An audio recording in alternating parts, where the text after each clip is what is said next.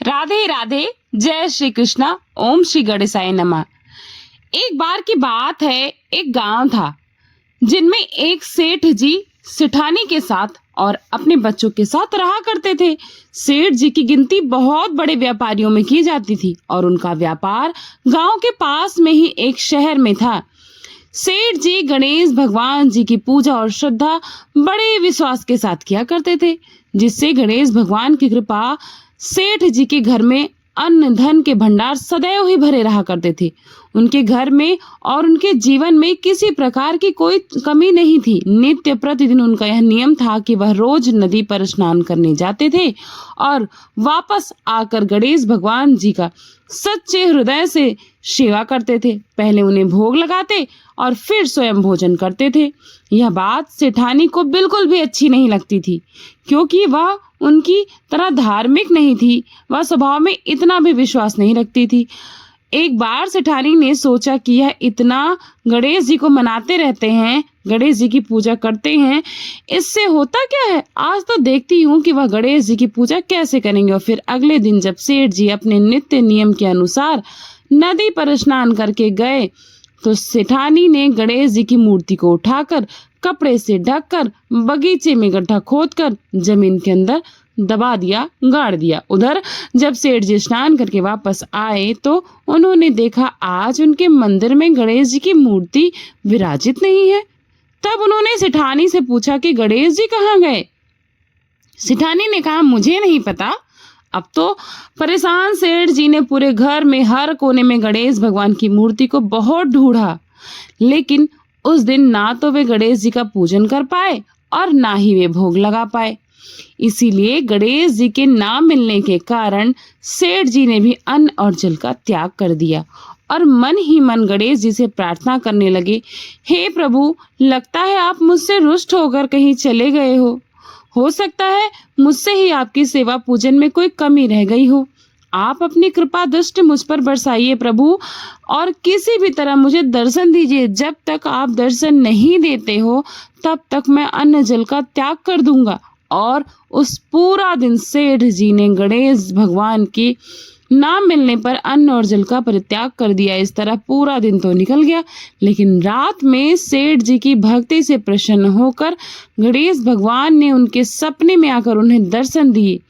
सपने में दिखाई दिया कि गणेश भगवान जी खूब प्रसन्न होकर अपने वाहन मूसक के साथ खेल रहे हैं और गणेश जी ने मूसक को खाने के लिए एक लड्डू दिया।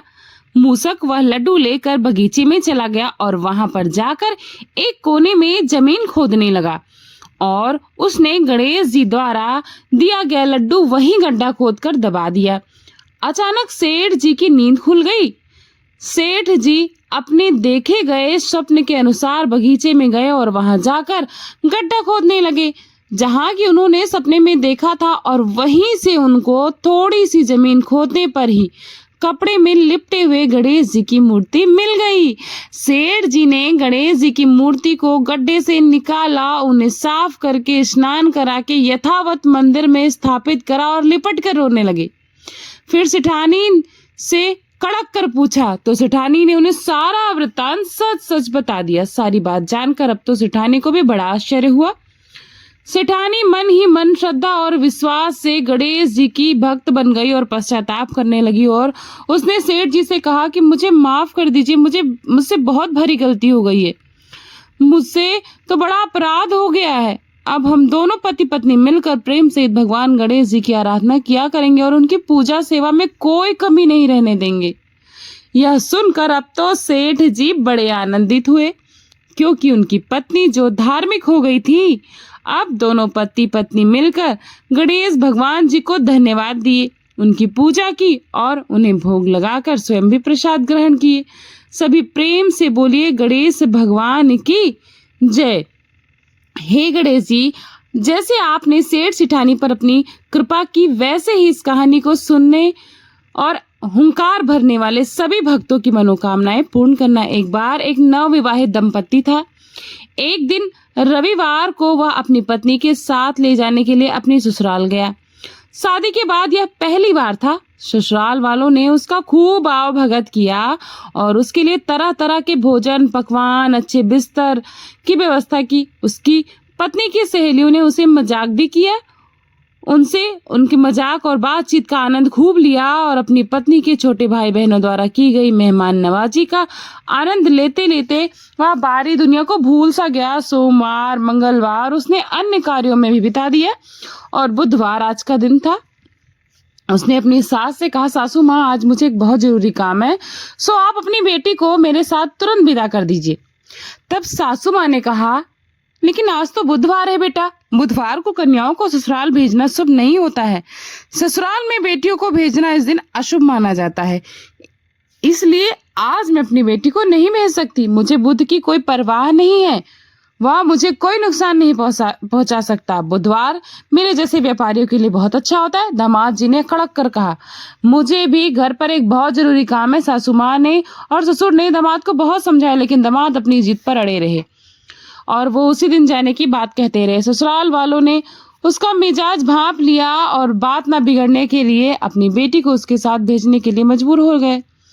तब उन्होंने दंपति के लिए एक रथ का इंतजाम किया। वे दोनों पति पत्नी उस रथ में बैठकर एक कस्बे के पास जाकर पहुंचे। तब रास्ते में लड़की को यानी उस पत्नी को प्यास लगी। अपने पति से उसने कहा, मुझे बहुत जोर की प्यास लगी है स्वामी, कृपया मेरे लिए थोड़ा सा पानी का इंतजाम कर दीजिए। पति मान गया और कस्बे में चला गया पानी की खोज करने। उसके पति से मिलता जुलता एक और युवक उसके लिए पानी लेकर पहले ही आ गया। लड़की दोनों में से कोई फर्क नहीं कर पाई और वह उसके हाथ से पानी पी रही थी। उसे अपना पति समझ लिया था और उसे खूब बातें कर रही थी। इसी बीच उसका जो असली पति था वो भी पानी लेकर वहां आया। अपनी पत्नी को किसी और के साथ बातचीत करते हंसते मजाक करते देखकर हैरान रह गया और क्रोधित हुआ। वह उसके इस व्यवहार से बहुत नाराज हुआ। पत्नी भी अपने पति जैसे दिखने वाले और दूसरे व्यक्ति को हाथ में पानी का घड़ा लिए देखकर हैरान रह गई। इतनी ही देर में वे दोनों एक जैसी शक्ल वाले पुरुष आपस में झगड़ पड़े। उस महिला को अपनी पत्नी बताने लगे। संयोग से एक कोतवाल वहां पर उसी समय आया और वह सारा मामला जानना चाहता था। उसने महिला से पूछा, तुम्हारा असली पति है कौन, तुम ही बता दो। महिला ने कहा, मैं तो खुद दुविधा में पड़ गई हूँ महाराज, यह दोनों तो एक दूसरे की तरह है बिल्कुल। असली पति को अब बहुत दुख हुआ। उसने अपनी सास की बातें याद की।